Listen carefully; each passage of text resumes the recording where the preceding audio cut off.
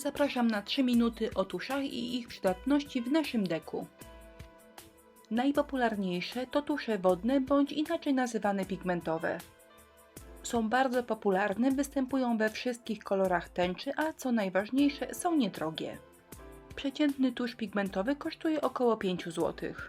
Natomiast tusz pigmentowy najwyższej jakości kosztuje około 20 zł.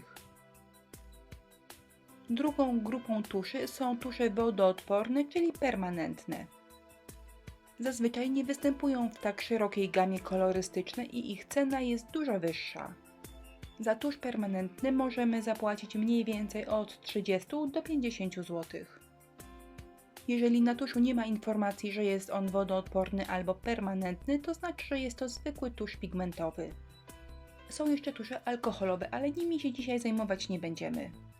One nie służą do stemplowania, przydają się do barwienia powierzchni albo na przykład barwienia żywic. A teraz zrobię mały test. Pokażę Wam, czym różnią się tusze pigmentowe od tuszy permanentnych. Przygotowałam 2 kawałki sklejki. Jeden kawałek pomalowany jest farbą akrylową, natomiast drugi farbą akrylową i jeszcze lakierem. Ten po prawej jest dodatkowo polakierowany. Zacznę od tuszy wodoodpornych. Test będzie wyglądał tak, że najpierw tuszami wodoodpornymi zrobię odbitki zarówno na farbie akrylowej, jak i na powierzchni lakierowanej, a następnie zrobię odbitki tuszami wodnymi, czyli pigmentowymi. Żeby się nie pomyliło, na deseczkach napisałam, gdzie jakie pieczątki robię, czyli po lewej permanentne, a po prawej tusze pigmentowe. Jeżeli chodzi o jakość, to jedne i drugie tusze dają piękną, wyraźną odbitkę. Jeżeli odbitka nie jest idealna, to dlatego, że ja ją źle zrobiłam, a nie dlatego, że tusz jest zły.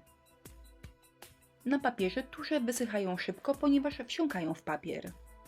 Na akrylu i lakierze schną długo, dałam im pół godziny, zanim wzięłam się za lakierowanie. Zwykły lakier akrylowy matowy. Gdy tusz wodoodporny wyschnie, jest nie do zdarcia. Nie rozmazuje go lakier, ale także nie rozmarze go zwykła woda. Natomiast tusze pigmentowe pod wpływem wilgoci całkowicie się rozmazują. I nie musimy po nich jeździć lakierem, wystarczy nasza wilgotna dłoń i taki tusz rozmarze się po całej powierzchni.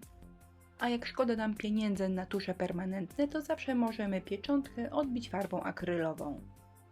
Dziękuję za uwagę, zapraszam do naszego sklepu i na inspirello.pl.